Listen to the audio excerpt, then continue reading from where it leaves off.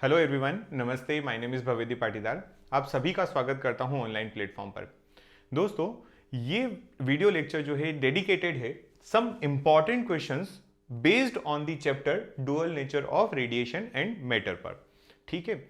आप लोग जैसा कि जानते हैं, अगर आपने 12th पढ़ ली है या अगर आप अभी एग्जाम देने जा रहे हैं 12th का या किसी कॉम्पिटिटिव एग्जाम का पेपर दे रहे हैं जिसमें आपको ये चैप्टर इंक्लूडेड है, तो यहाँ पर आप एक चीज नोटिस करेंगे कि जब आप न्यूमेरिकल सॉल्व करते हैं या कोई कॉन्सेप्चुअल क्वेश्चन सॉल्व करते हैं तो वहाँ पर आपको दिक्कत आती है कि हमें वैल्यूज सही नहीं पता होती है या उसको क्वेश्चन को किस तरीके से टैकल करना है। कुछ जनरल डाउट्स हैं जो हमें क्लास में देखने को मिलते हैं। तो इस सेशन में मैंने पूरी कोशिश की है कि मैं आपको उन सभी चीज़ों का एक बिल्कुल प्योर क्लियर कट पिक्चर दे दूं, ताकि अगर उससे रिलेटेड या उसके आसपास कोई भी क्वेश्चन आपकी बोर्ड एग्जाम में या आपकी कॉम्पिटिटिव एग्जाम में आता है तो आप उसको इजीली सॉल्व कर सकें। ठीक है, तो चलिए देखते हैं। जैसे जैसे हम चैप्टर पढ़ेंगे मैं आपको बीच बीच में हिंट करता रहूंगा कि आपको इस क्वेश्चन को किस तरीके से बोर्ड एग्जाम में लिखना है और कैसे आपको इसको कॉम्पिटिटिव में टैकल करना है। स्टार्ट करते हैं पहले क्वेश्चन से। चलिए पहला क्वेश्चन पढ़िए। क्या दिया है हमें? लिखा है if the frequency of light incident on a cathode of a photo cell is increased. उसने हमें क्वेश्चन में क्या दिया है, अगर हम इसको देखें तो हमें क्वेश्चन में ये मिल रहा है कि जो फोटो सेल है या जो इंसिडेंट लाइट है उसकी फ्रीक्वेंसी जो है, फ्रीक्वेंसी ऑफ इंसिडेंट लाइट ये क्या हो रही है? ये इंक्रीज हो रही है, ये इंक्रीज हो रही है, ऐसा हमें गिवन है। उसने खुद ने कहा है कि the frequency of light incident on a cathode of a photo cell is increased. ठीक, ये मान लिया। How will the following be affected. अब हमसे पहला पूछा है कि एनर्जी कैसे अफेक्ट होगी और दूसरा हमसे पूछा फोटो करंट का क्या होगा। राइट, तो मैं यहां पर आपको इसका पहला सॉल्यूशन बताता हूं। पहले नंबर पे आपसे पूछा एनर्जी क्या होगी।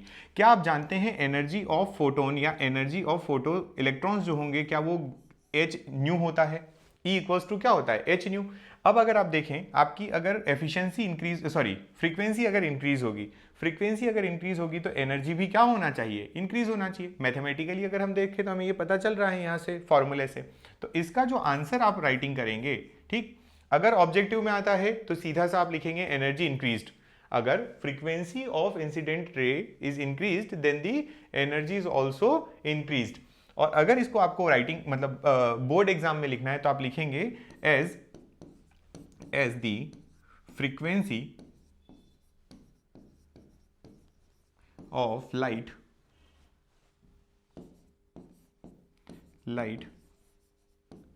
इंक्रीजेस द एनर्जी डायरेक्ट लिख देंगे, the energy also, photo electrons लिखा है, आप पूरा लिख सकते हैं, इंक्रीजेस, और यहां पर अंडरलाइन कर दें। जब भी लिखें तो अंडरलाइन कर दें ताकि वो ये समझ जाए कि आप क्या बताना चाह रहे हैं। इंक्रीज होगी। ठीक, पहला पॉइंट कवर हो गया। दूसरे नंबर पे लिखा है यहां पर फोटो करंट। दूसरा क्या लिखा है? Photo current. अब फोटो करंट का क्या होगा देखिए, मैं यहां पर आपको थोड़ा सा हिंट कर देता हूं। फोटो करंट जो होता है, अब करंट क्या होता है? Rate of flow of charge. Current क्या होता है? Rate of flow of charge. तो करंट अगर मैं लिखता तो मैं क्या लिखता? D Q upon D T. ठीक है, अब डी क्यू ज्यादा होगा तो करंट भी ज्यादा होगा, लेकिन क्योंकि यहां पर केवल फ्रीक्वेंसी इंक्रीज हो रही है, क्या हो रही है? फ्रीक्वेंसी इंक्रीज हो रही है। एनर्जी अगर इंक्रीज होती है या फ्रीक्वेंसी अगर इंक्रीज होती है तो उससे किसी भी नंबर ऑफ इलेक्ट्रॉन या नंबर ऑफ चार्ज पे कोई फर्क नहीं पड़ता। इस क्यू पर कोई इफेक्ट नहीं पड़ेगा। क्यू पर इफेक्ट कब पड़ता? जब इंटेंसिटी इंक्रीज होती है। वो मैं आपको आगे समझाऊंगा। इस वाले पॉइंट के लिए कि फ्रीक्वेंसी का फोटो करंट से कोई लेना देना है तो नहीं है ना, तो यहां पर हम लिखेंगे it will remains same, it will remains same, इस पे कोई फर्क नहीं पड़ेगा। ऐसे इसको आपको आंसर करना है। क्लियर है ये बात? अब ये तो क्या हो गया? इस क्वेश्चन का आंसर हो गया, थ्योरी वाला, सिंगल मार्क या ऑब्जेक्टिव में आपसे आएगा। अगर मैं आपसे एक पॉइंट यहां पर और समझाऊं आपको, जैसे कि मेरे पास एक ग्राफ हम लोग पढ़ते हैं, अगर आपको इस चैप्टर की थोड़ी बहुत नॉलेज होगी तो आपने ग्राफ पढ़ा होगा। वो ग्राफ जो बनता है वो बनता है between intensity of light and current के बीच में, है ना, फोटो करंट जो होता है उसके बीच में। और आप इस ग्राफ को देखते हैं, ये ग्राफ जो है वो कुछ इस तरीके से आपको मिलता है, स्ट्रेट लाइन मिलता है। कैसा मिलता है? Straight line. तो यहां से मैं क्या समझा देता हूं, देखो आपको एक नोट बता देता हूं, याद रखना कि जब जब कभी भी इंटेंसिटी बढ़ेगी, क्या बढ़ेगी? इंटेंसिटी ऑफ लाइट बढ़ती है, इंटेंसिटी ऑफ लाइट इंक्रीज होती है, तो इंटेंसिटी के साथ में क्या बढ़ता है? इंटेंसिटी के साथ में नंबर ऑफ इलेक्ट्रॉन्स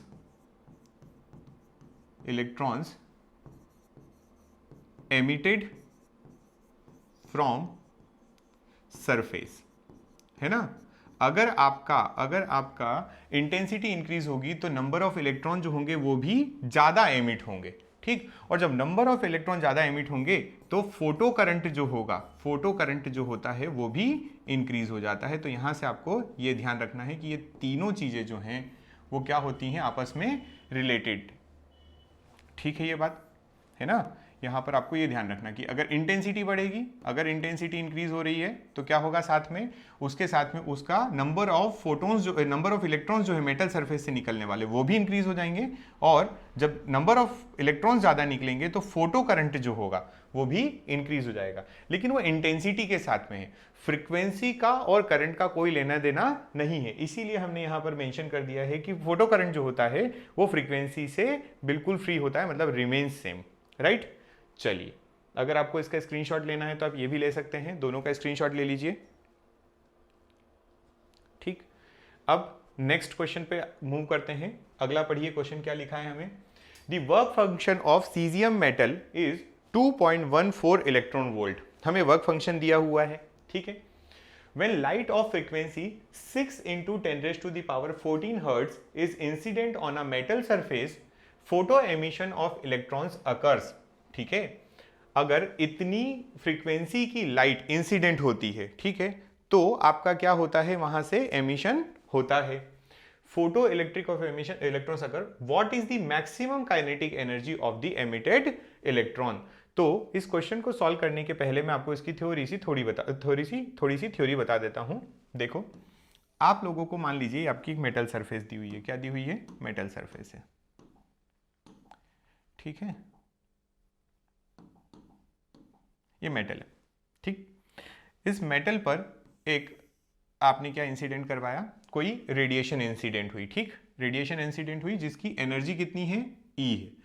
ये क्या है एक्चुअल में, तो यहां पर आ रहे हैं फोटॉन्स, क्या आ रहे हैं, फोटॉन्स, है ना। जैसा आइंस्टाइन और जैसे प्लैंक वगैरह बता रहे थे, हमने माना फोटॉन्स आए।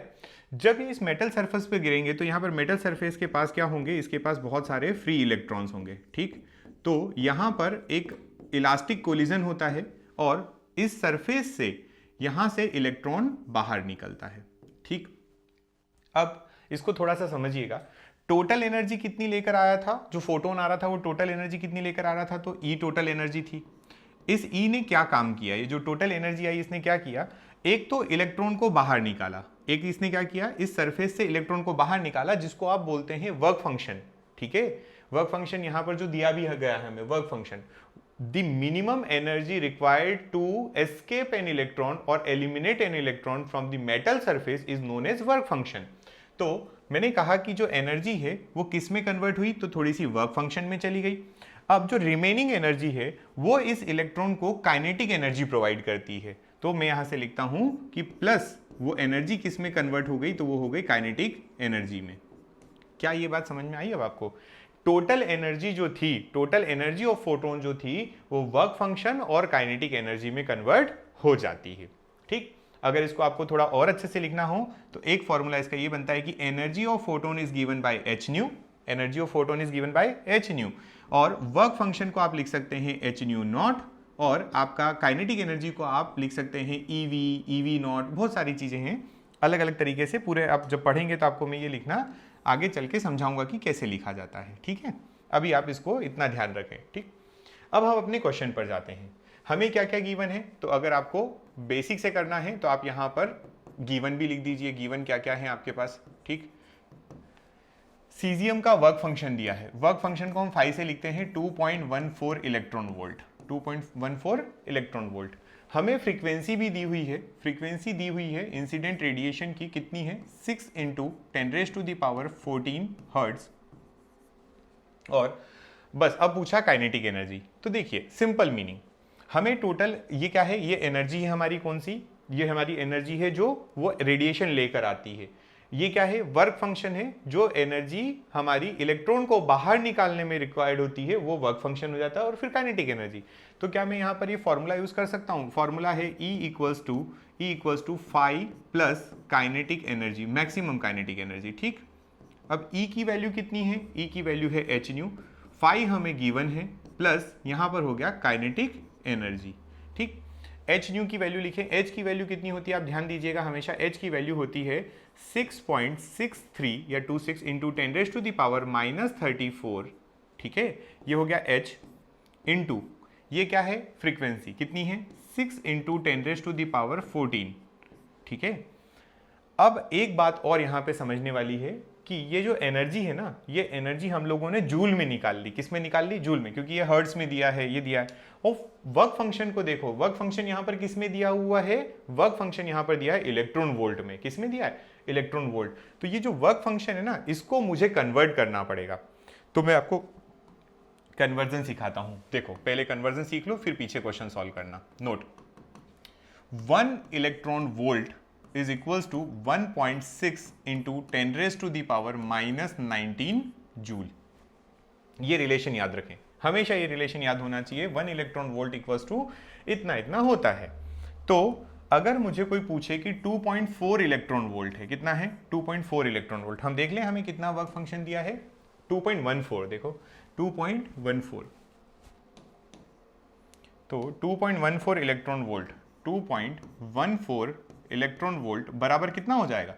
2.14 इंटू 1.6 इंटू 10⁻⁻19 जूल। ठीक, ये जूल में कन्वर्ट हो जाएगा, इलेक्ट्रॉन वोल्ट इंटू जूल हो जाएगा। बस ये वैल्यू निकाल लो। इसको मैं इसको आपको कैलकुलेट करके बता देता हूं कितना आ रहा है। 2.14 इंटू 1.6, ये आएगा 3.424 इंटू 10⁻⁻19 जूल। ये आपने कन्वर्ट कर दिया। अब आप यहां चाहें तो हम लोग इसको डायरेक्टली लिख देते हैं। देखो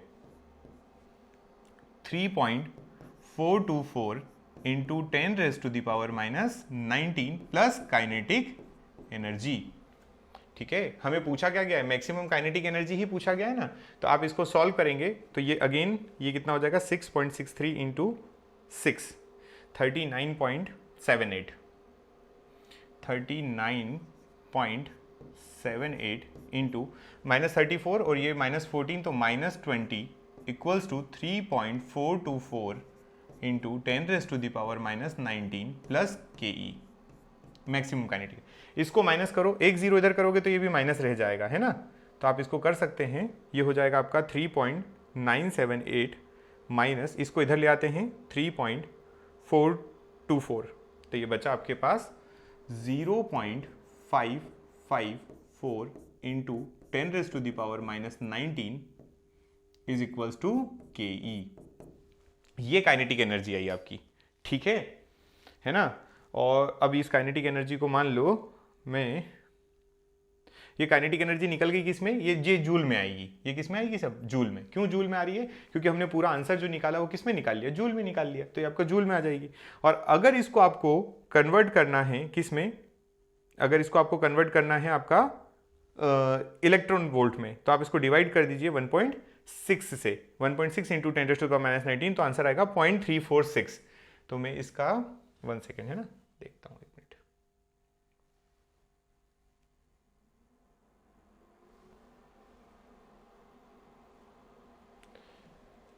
1 सेकेंड। ठीक, वेट, हम इसको थोड़ा सा शॉर्ट कर देते हैं।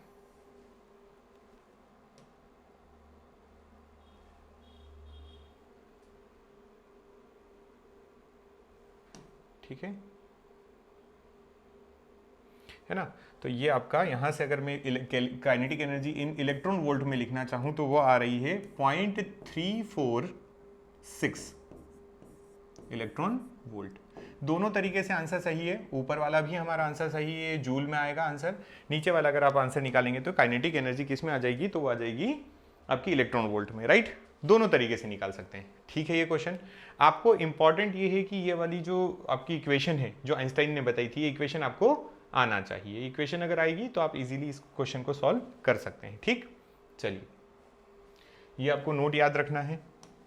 अगला क्वेश्चन पढ़िए। A photon emitted during the de excitation of electron from state n, state कौन सी दी हुई है, स्टेट हमें एन दी हुई है, एन स्टेट से to the first excited state of hydrogen atom. ठीक है, उसने बोला कि एक इलेक्ट्रॉन है वो nth स्टेट से, कहां से आ रहा है, nth स्टेट से आ रहा है, डी एक्साइट होके, मतलब अपने लोअर ऑर्बिट में आएगा और वो फर्स्ट एक्साइटेड में जाता है। फर्स्ट एक्साइटेड का मतलब n इक्वल्स टू 2 होगा, याद रखिएगा। ये क्या होती है आपकी फर्स्ट एक्साइटेड, है ना, first excited n equals to 2 होता है, राइट। तो n first excited state in hydrogen atom irradiates a metallic cathode of work function दिया हुआ है 2 electron volt with the stopping potential भी दिया है 0.55 volt. Obtain the value of quantum number of state n, आपसे n number पूछा गया है। चलिए देखो, सिंपल सी बात है, मैंने आपको पहले जब हम थ्योरी पढ़ते हैं हम बताते भी हैं कि ये आपका मान लीजिए क्या हो गया, ये आपका न्यूक्लियस हो गया, इसके बाहर ये आपके क्या हो जाते हैं, ये ऑर्बिट्स हो जाते हैं। एक ऑर्बिट ये हो गया, है ना, ये आपका एक ऑर्बिट हो गया, फिर उसके बाद और ऑर्बिट हो जाएंगे, इस तरीके से आपके अगले ऑर्बिट चलते जाते हैं। ठीक है, ये आपके ऑर्बिट्स हैं, मान लो फॉर एग्जांपल। ठीक, ये n इक्वल्स टू 1 कहलाएगा, ये n इक्वल्स टू 2 हो जाएगा, ये n इक्वल्स टू 3 हो जाएगा, ये n इक्वल्स टू 4 हो जाएगा, फिर इसके बाद बाहर और होंगे। तो कोई n नंबर का ऑर्बिट है, कोई n नंबर का ऑर्बिट है और वहां से इलेक्ट्रॉन जो है वो सेकंड वाले ऑर्बिट में आ रहा है। कहां से कहां आ रहा है, n से सेकंड वाले में आ रहा है।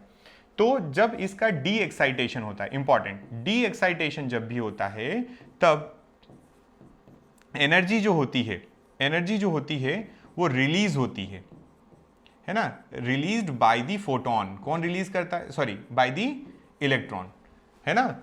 एनर्जी जो डी एक्साइटेशन जो होता है उसमें क्या होता है, एनर्जी जो होती है वो रिलीज होती है, और जो एनर्जी रिलीज होती है वो किस में कन्वर्ट हो जाती है या क्या बन जाती है, तो वो बन जाती है एनर्जी ऑफ फोटोन। क्या बन जाता है वो, एनर्जी ऑफ फोटोन। ठीक, यहां से जब ये एनर्जी रिलीज, एक सेकेंड, ये जो एनर्जी यहां से ऊपर से ये n से फर्स्ट में मूव कर रहा है तो यहां से एक फोटोन निकलेगा। क्या निकलेगा यहां से, फोटोन। याद रखना फोटोन की एनर्जी कितनी होगी, तो जितनी यहां पे गैप है ना, ये वाली गैप, एनर्जी में जो गैप आएगा वही गैप आपकी फोटोन की एनर्जी होती है, राइट। तो इसको अगर हम सॉल्व करें तो देखो हुआ ये कि हमें एक चीज तो ये पता है कि हमें वर्क फंक्शन दिया हुआ है, कितना वो दिया हुआ है, देख लेते हैं, 2 इलेक्ट्रॉन वोल्ट, एक याद आया 2 इलेक्ट्रॉन वोल्ट। ठीक, और हमें स्टॉपिंग पोटेंशियल दिया है क्या, कुछ स्टॉपिंग पोटेंशियल दिया 0.55, कितना दिया है स्टॉपिंग पोटेंशियल 0.55, तो हमें दिया है V नॉट दिया है 0.55 वोल्ट। ठीक, अब हमें यहां से क्या निकालना है, हमें फाइंड आउट करना है पहले तो एनर्जी कितना गैप आया, एनर्जी कितना गैप आएगा, तो टोटल एनर्जी जो फोटोन की है, फोटोन की एनर्जी कैसे निकालते हैं आप, फाई प्लस काइनेटिक एनर्जी। ठीक, फाई कितना है, फाई हमें दिया है 2 इलेक्ट्रॉन वोल्ट, और अगर इसको ऐसे देखें, 1 सेकेंड, है ना, इसको आप ऐसे देखें कि ये 5 हो गया, और इसको आप क्या लिख सकते हैं, EV नॉट लिख सकते हैं। काइनेटिक एनर्जी को आप क्या लिख सकते हैं, इलेक्ट्रॉन वोल्ट में EV नॉट लिख सकते हैं, आपने EV नॉट लिख दिया। अब आप यहाँ पे सॉल्व करें तो 5 कितना है, 2 इलेक्ट्रॉन वोल्ट, और अगर मैं इसको देखूं तो यहाँ पे V नॉट की वैल्यू है 0.55, ये E हो गया और ये V हो गया, वोल्ट। ठीक, मैंने V नॉट की वैल्यू रखी तो इलेक्ट्रॉन बचा ना, ये इलेक्ट्रॉन, और ये वोल्ट में था तो ये वोल्ट, तो ये कितना हो जाएगा 2.55 इलेक्ट्रॉन वोल्ट। ये क्या आया, ये आया एनर्जी ऑफ फोटोन, हमने यहां लिख दिया एनर्जी ऑफ फोटोन। ये कौन सा फोटोन है, जो इलेक्ट्रॉन का डी एक्साइटेशन हुआ था ना, n नंबर से वो सेकंड में आ रहा है, तब जो एनर्जी रिलीज होगी वो कितनी होगी, तो इतनी होगी। ये आपको एक पॉइंट तो यहां पर मिल गया है इलेक्ट्रॉन का। अब थोड़ा और समझते हैं कि अगर ये इलेक्ट्रॉन है, ये क्या है एक्चुअल में, ये इलेक्ट्रॉन। ठीक,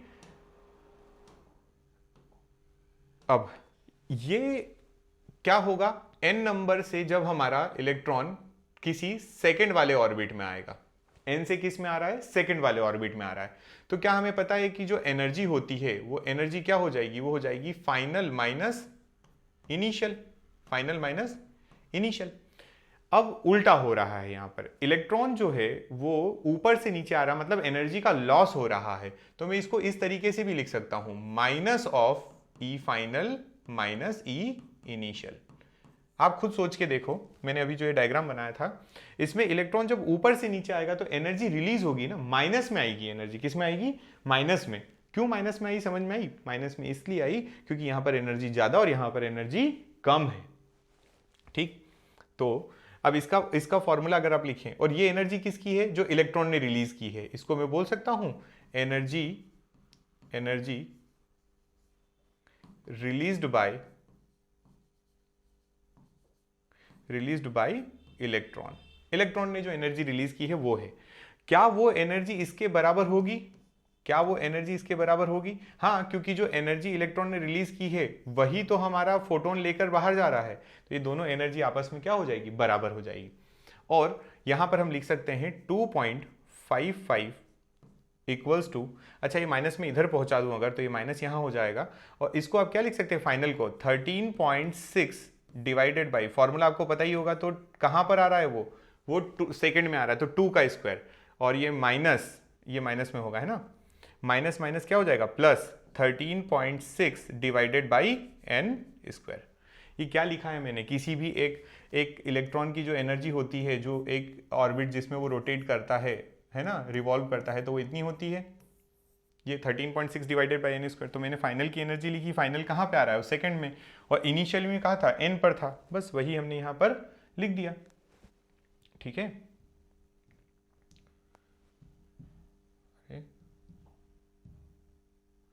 चलो देखो आगे समझिएगा थोड़ा सा।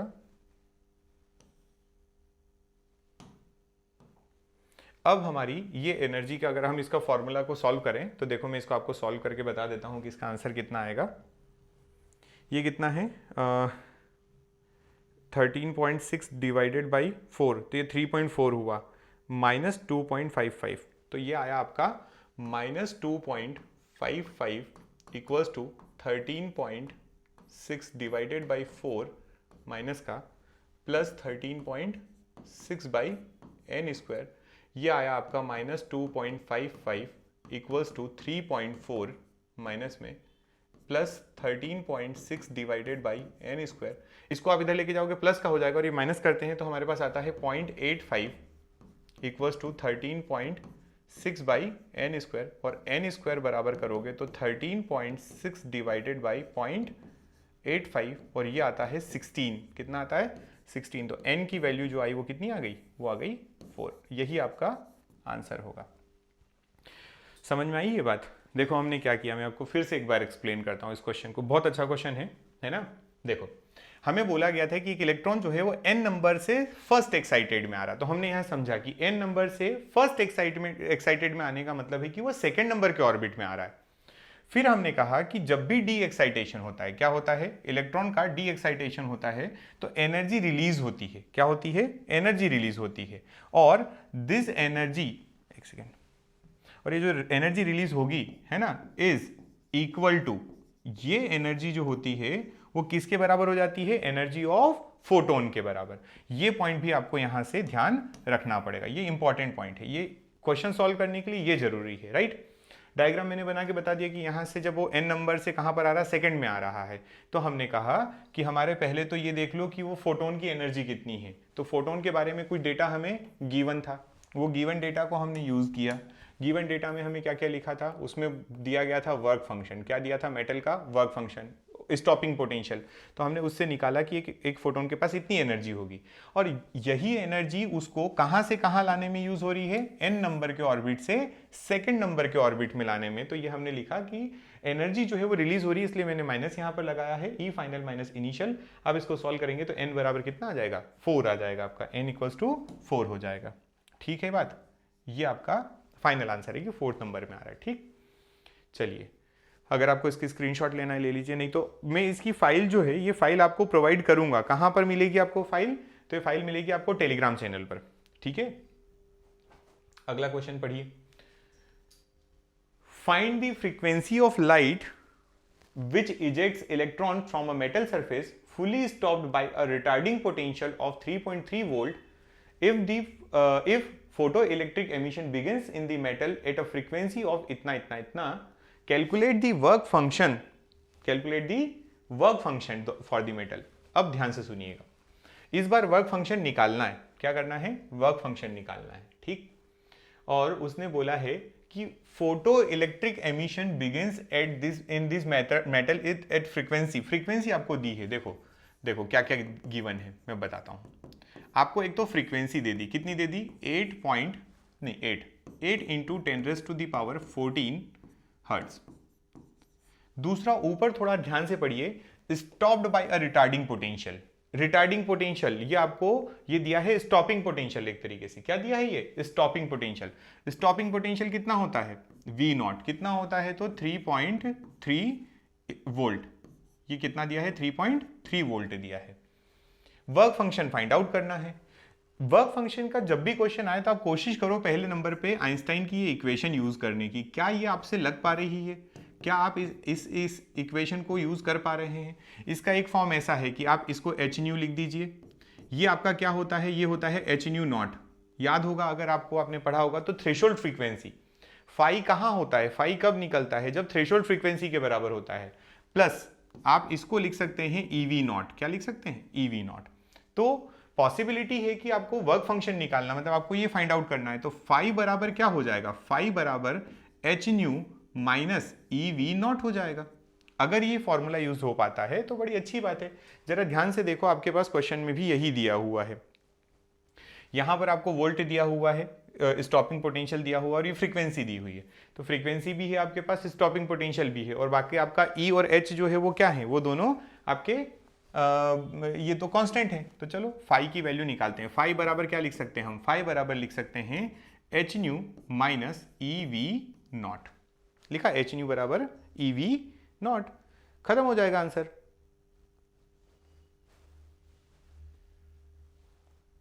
करें? देखो 6.63 इंटू 10⁻⁻34।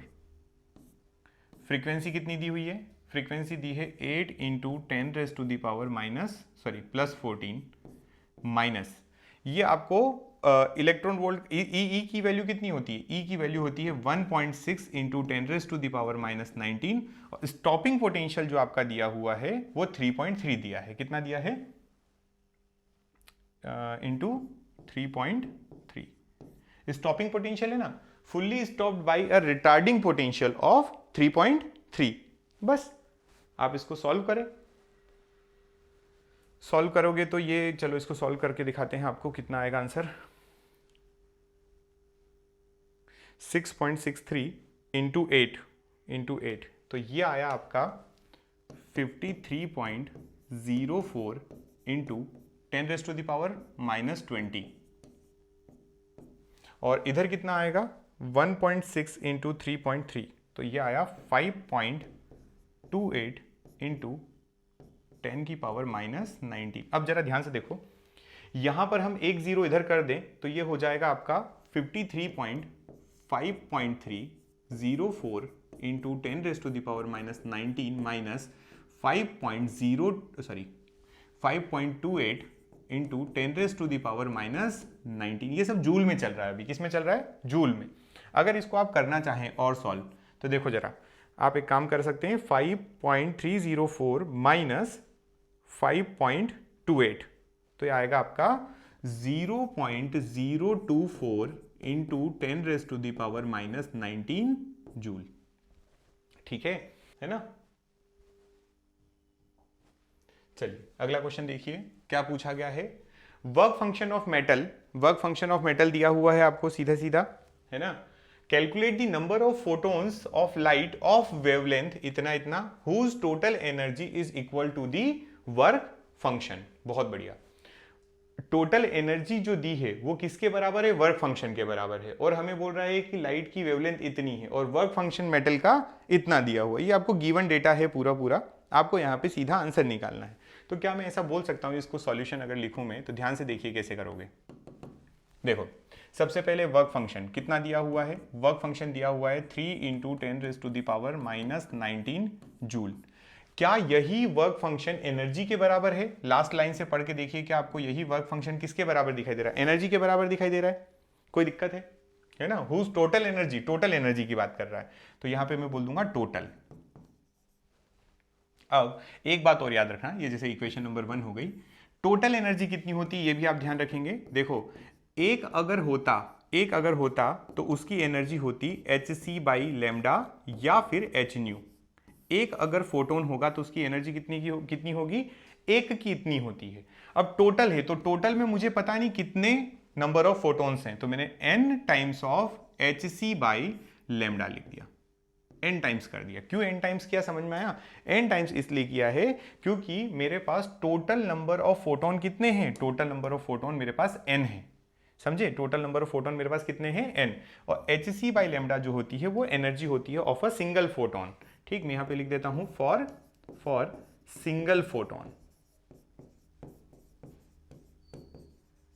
ये कितने की है? टोटल है ये।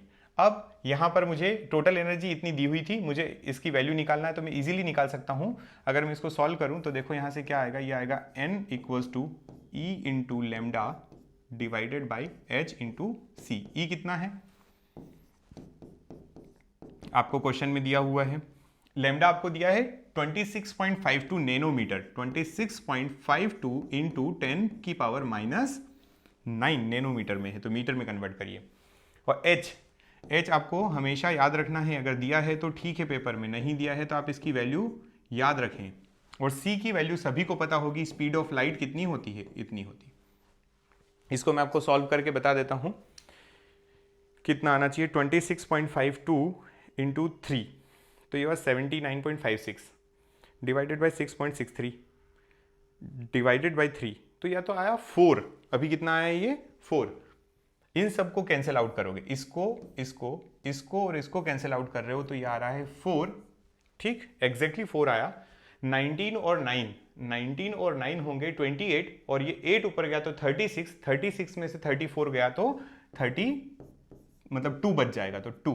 तो नंबर ऑफ फोटोन्स जो आएंगे वो कितने आएंगे? नंबर ऑफ फोटोन आएंगे 400। ये आपका आंसर है, सीधा आंसर निकल जाता है इससे। अब मैं फिर से समझा देता हूं, क्वेश्चन पढ़िए। लिखा है कि वर्क फंक्शन मेटल का दिया हुआ है, वर्क फंक्शन इतना दिया हुआ है, ध्यान से सुनिएगा, 3 इंटू 10⁻⁻19।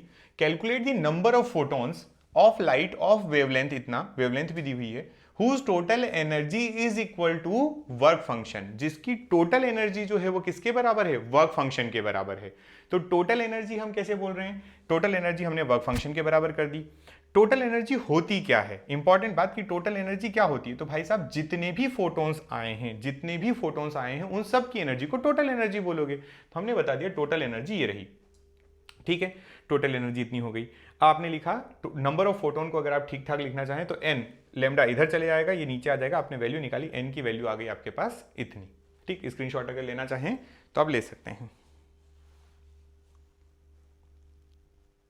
ठीक, चलिए अगले प्रश्न पर आइए। क्या बता रहा है अगला question? Using the graph shown in the figure for stopping potential V0 and the incident frequency of photons calculate Planck constant. Okay, ये स्टॉपिंग पोटेंशियल हो गया और ये फ्रीक्वेंसी हर्ट्ज, ये वोल्ट्स। आपको ये क्वेश्चन दिया हुआ है, ग्राफ भी दिया है साथ में, और आपको बोला जा रहा है आपको इस क्वेश्चन से निकालना है प्लैंक कांस्टेंट। क्या फाइंड आउट करना है? प्लैंक कांस्टेंट की वैल्यू फाइंड आउट करना है। यहां पर कुछ चीजें जो आपको समझने वाली है, जो गिवन है, वो भी देख लेते हैं हम लोग। पहली बात तो ये क्वेश्चन जो है वो सॉल्व कैसे होगा, तो ये बिल्कुल हमारी जो आइंस्टाइन की इक्वेशन है उसी से सॉल्व होगा। आइंस्टाइन की इक्वेशन क्या है? आइंस्टाइन क्या कहते हैं? आइंस्टाइन कहते हैं टोटल एनर्जी जो होती है वो किसके बराबर होती है? तो work function plus kinetic energy के बराबर होती है। क्या इसको मैं एच न्यू लिख सकता हूं? क्या इसको मैं एच न्यू लिख सकता हूं? हाँ, लिख सकता हूं। क्या इसको मैं एच न्यू नॉट लिख सकता हूं? लिख सकता हूं। प्लस इसको मैं लिख सकता हूं ईवी नॉट, है ना। टोटल एनर्जी को हमने लिख दिया एच इंटू न्यू, फिर हमने लिख दिया वर्क फंक्शन थ्रेशोल्ड फ्रीक्वेंसी के रिलेटेड होता है, तो work function is H nu not, और काइनेटिक एनर्जी को हमने लिख दिया ईवी नॉट। मुझे निकालना क्या है, मुझे निकालना है प्लैंक कांस्टेंट। तो मैं थोड़ा सा फेरबदल करता हूं, ऐसा कर सकता हूं, बराबर EV नॉट हो जाएगा, कोई दिक्कत तो नहीं यहां तक। ठीक, अब यहां से आप क्या कर सकते हैं, H कांस्टेंट कॉमन ले लीजिए, तो nu minus nu naught equals to EV naught, और अगर मुझे H चाहिए तो मेरे पास आ गया EV not divided by new minus nu not. चलिए, यहां पर एक चीज आपको दी हुई है, ये ग्राफ, इस ग्राफ से आपको वैल्यूज लेना है। अगर हम फ्रीक्वेंसी की बात करें तो यहां पर दो फ्रीक्वेंसी है उनसे रिलेटेड, एक हो गई है आपकी 5 है ना, और एक हो गई है आपकी 8। ये दो फ्रीक्वेंसी के पॉइंट्स हैं, क्योंकि उसने क्वेश्चन में हमें बना कर दिया है, एक ये पॉइंट दिया हुआ और एक ये पॉइंट दिया हुआ है। ठीक, उससे रिलेटेड आप फ्रीक्वेंसी निकाल सकते हैं, और वोल्ट में आपका 1.23 है। तो जब वैल्यू रखोगे तो आएगा इलेक्ट्रॉन कितना, 1.6 इंटू 10⁻⁻19 इंटू स्टॉपिंग पोटेंशियल कितने पर आ रहा है, 1.23 पर। स्टॉपिंग पोटेंशियल किस पर आ रहा है, 1.23 पर। और आपकी जो फ्रीक्वेंसी है, फ्रीक्वेंसी 8 और ये 5, तो मैं यहाँ पे डिफरेंस लिख रहा हूं, तो 8 इंटू 10⁻14 माइनस 5 इंटू 10⁻14। इसको आप सॉल्व करके बताएं, इसको मैं सॉल्व करके आपको बता देता हूं कितना आएगा। ये 1.6 इंटू 1.23 ऊपर आया इतना, डिवाइडेड बाई 3 हो जाएगा 0.656, 0.656। और इसको सॉल्व करें, 14 ऊपर जाएगा तो 10⁻14 और 19 34, माइनस का 34 इंटू 10⁻⁻34 आया। ये 19 है और ये आपका 14 गया, तो 33 होगा ना, ये तो 33 होगा, 34 नहीं, 33। और अगर एक पॉइंट और मैं शिफ्ट कर दूं तो हो जाएगा 6.56 इंटू 10⁻⁻34 जूल सेकेंड। ये आपका क्या हो गया, ये आपका हो गया H। यही आपको फाइंड आउट करना था, यही आपको निकालना था। क्वेश्चन भी आपसे ये पूछा था ना, उसने कहा था कि आप हमें प्लैंक कांस्टेंट की वैल्यू निकाल के बताओ, हमने निकाल दी प्लैंक कांस्टेंट की वैल्यू। इजी है, कोई बड़ी बात नहीं। ठीक है, ये बात है ना, स्क्रीनशॉट ले लीजिए अगर लेना है तो। अब आगे बढ़ते हैं अगले क्वेश्चन पर। क्वेश्चन नंबर 7 देखिए क्या दिया है। Plot a graph showing the variation of photo electric current with intensity of light. पहला क्वेश्चन जो सॉल्व करवाया मैंने आपको, वहीं से इसका आंसर आ रहा है। आपको intensity versus photo electric current का ग्राफ शो करना है। तो पहला पार्ट अगर मैं इसका करूं तो सिंपल सा सॉल्यूशन अगर मैं लिखूं तो क्या लिखूंगा, ध्यान दीजिएगा, intensity versus photo electric current.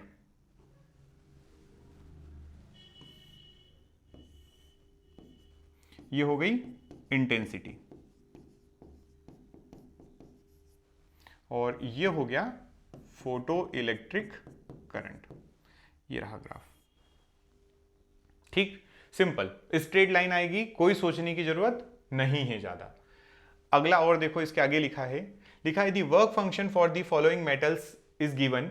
Sodium के लिए 2.75 इलेक्ट्रॉन वोल्ट एंड मोलिब्डेनम के लिए 4.175 इलेक्ट्रॉन वोल्ट।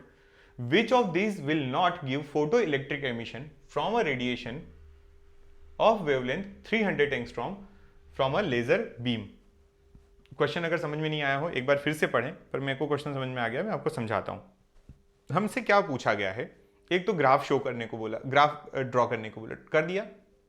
दूसरा हमसे वो ये बोल रहा है कि दो आपको वो दिए हुए हैं यहां पर वर्क फंक्शन, सोडियम का दिया हुआ है और मोलिब्डेनम का दिया है। किसका दिया है, सोडियम और मोलिब्डेनम का।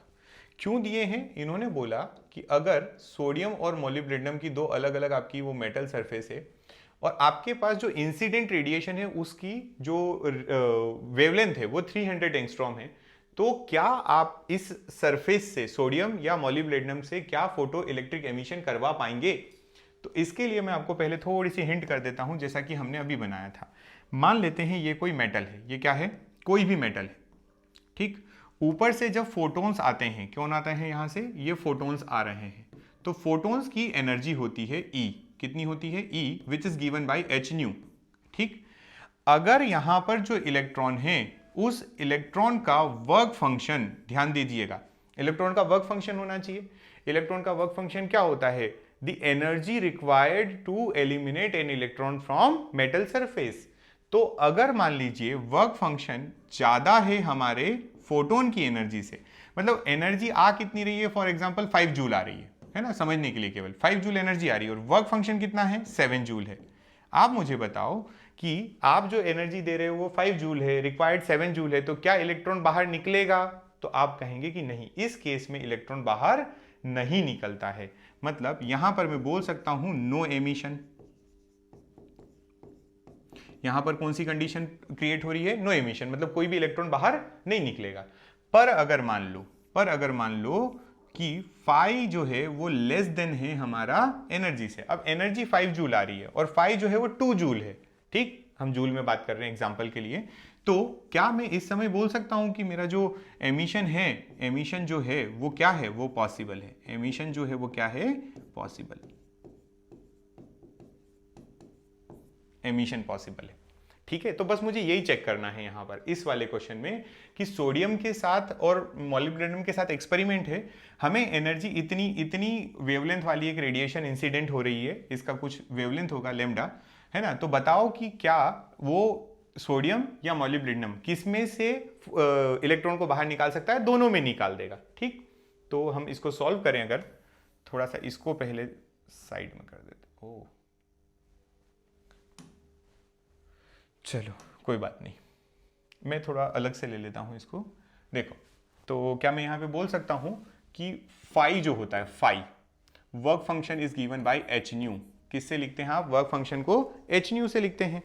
अगर आपको ये वर्क फंक्शन एच न्यू लिखा तो क्या मैं इसको ऐसे नहीं लिख सकता हूं? एच सी अपॉन लैम्डा लिख सकता हूं। अब मुझे लिखना है किसके लिए? 3000 के एंगस्ट्रॉम के लिए। तो H है 6.63 इंटू 10⁻⁻34 इंटू 3, C की वैल्यू लिख रहा हूँ, 3 इंटू 10⁸ डिवाइडेड बाई 3000 एंगस्ट्रॉम। ठीक, इस वैल्यू को सॉल्व करें तो ये हुआ 7, माइनस का 7 ऊपर गया तो ये बन गया 15। ये कितना बन गया? 10⁻15। 3 से 3 कैंसल आउट, ये आया 6.63 इंटू 10⁻34 में से 15 गया तो माइनस का 19। ये आया आपका वर्क फंक्शन। और अब आपको ये किस में निकल के आया? ये निकल के आया मान लीजिए जूल में। क्यों जूल में आया? क्योंकि हमने सारी वैल्यू जो है वो किस में रखी? एसआई यूनिट में रखी। तो आप इसको किस में निकालना है? तो आपको निकालना है इन इलेक्ट्रॉन वोल्ट। तो क्या करिए, 6.63 इंटू 10⁻⁻19 डिवाइडेड बाई 1.6 इंटू 10⁻⁻19 से डिवाइड कर दीजिए। मैं आपको डिवाइड करके बता देता हूं। 6.63 डिवाइडेड बाई 1.6, ये आपका आएगा 4.143 इलेक्ट्रॉन वोल्ट। अब सुनिए ध्यान से, जो आपका वो है, क्या है आपका, जो आपने एक सेकेंड, आपने जो मेटल बताई है दोनों, सोडियम और, कहां गई? सोडियम और मॉलिब्डेनम, ये दोनों मेटल बताइए। तो सोडियम और मॉलिब्डेनम के लिए वर्क फंक्शन गिवन थे। जिसका वर्क फंक्शन कम होगा, वहां पे एमिशन पॉसिबल है। तो यहां पर आपके पास आंसर कितना आया? आपके पास आंसर आया 4.143। सोडियम के लिए हमें कितना दिया हुआ है? सोडियम के लिए अगर हम बात करें और मॉलिब्डेनम के लिए, तो हमारे पास मॉलिब्डेनम का है 4.175 इलेक्ट्रॉन वोल्ट, और सोडियम का हम देख लेते हैं। सोडियम का लिखा हुआ है 2.75। कितना लिखा है? 2.75 इलेक्ट्रॉन वोल्ट। आप खुद इमेजिन करिए, और हमारी जो रेडिएशन आ रही है उससे कितना वर्क फंक्शन निकाला जा सकता है? कितना? तो 4.143 इलेक्ट्रॉन वोल्ट तक बाहर निकाला जा सकता है। अब आप इमेजिन करके बताइए या इसको कैलकुलेट करके देखिए कितना होगा, ये आंसर कितना होगा। क्या सोडियम के लिए हो जाएगा काम और मॉलिब्डेनम के लिए नहीं होगा? क्यों? क्योंकि ये 4.13 है और ये 4.17 है, ज्यादा चाहिए था, कम है।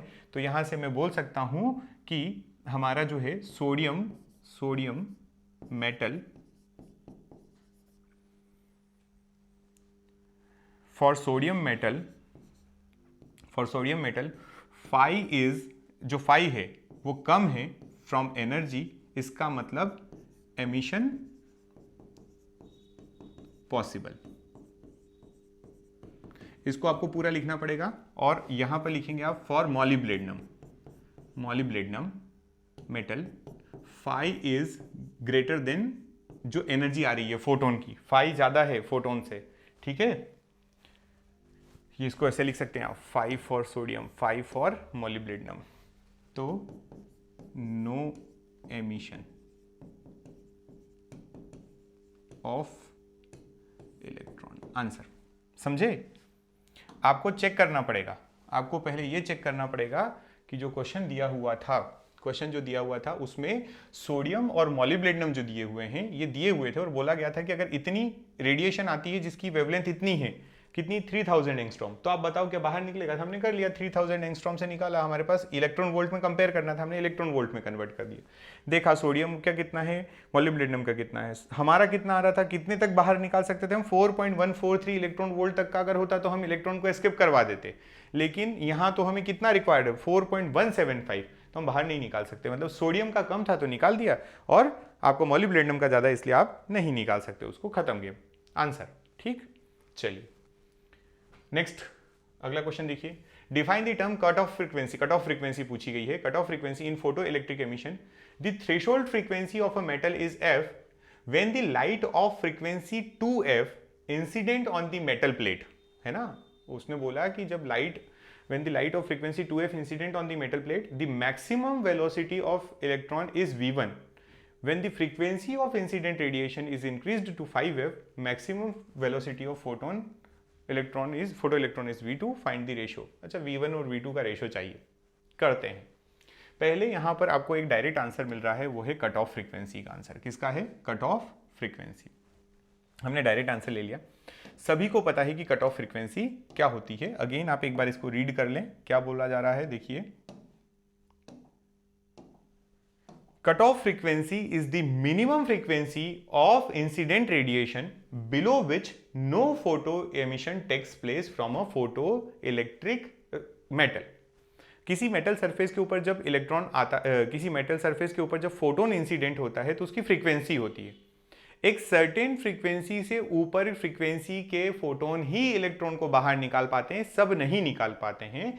इसलिए जिस फ्रीक्वेंसी के नीचे कोई भी एमिशन पॉसिबल नहीं है उसको कट ऑफ फ्रीक्वेंसी कहते हैं। ठीक, अब पहला क्वेश्चन तो थ्योरी वाला था, हमने कर दिया। दूसरा आपको कुछ दिया हुआ है, यहां पर समझे, आपको लिखा है threshold frequency of metal is F, है ना। सॉल्यूशन अगर हम लिखें इसका तो थ्रेशोल्ड फ्रीक्वेंसी हमें दी हुई है। थ्रेशोल्ड फ्रीक्वेंसी अगर हम लिखते हैं तो हम उसको लिखते हैं न्यू नॉट, कितनी दी हुई है, f, और when the light of frequency 2f, light की फ्रीक्वेंसी कितनी है, 2f है। ठीक, incident on the metal plate, the maximum velocity of electron is v1। इस समय वेलोसिटी जो है वो कितनी है, v मैक्सिमम जो है वो है v1।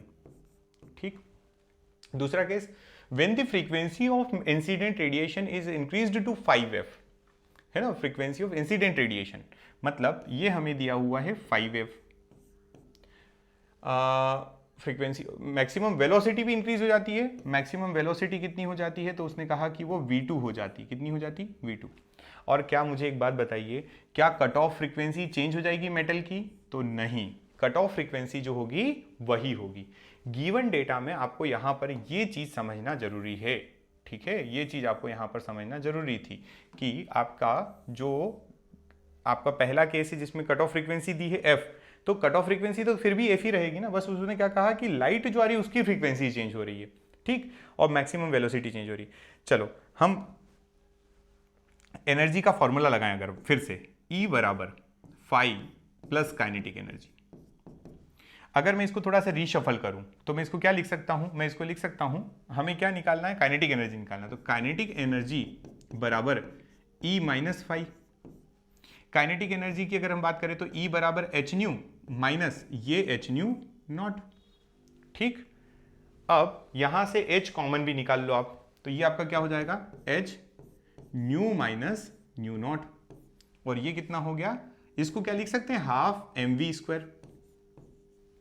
तो हमारे पास काइनेटिक एनर्जी को लिख सकते हो ना, हाफ mv²। हमारे पास एक फॉर्मूला आया, बड़ा प्यारा सा फॉर्मूला है ये, ठीक, निकला कैसे है, हम लोगों ने अपना थोड़ा सा कैलकुलेशन को ऊपर नीचे किया और हमने ये फॉर्मूला निकाल लिया। दोनों केसेस को पुट कर दो, ठीक है। फॉर केस 1 देखो, पहले तो मैं बता देता हूं आपको कि ये क्या आया, तो हाफ एम वी स्क्वायर बराबर h कॉमन लिया है न्यू माइनस न्यू नॉट, ये आपकी वैल्यू आई। फॉर फर्स्ट केस में निकालोगे तो half m v one square, सारी वैल्यू रखते जा रहा हूं मैं, है ना। ये कितना था, वहां पर था 2f माइनस ये कितना था f, तो ये आया f बचेगा hf। और दूसरे केस के लिए फॉर सेकेंड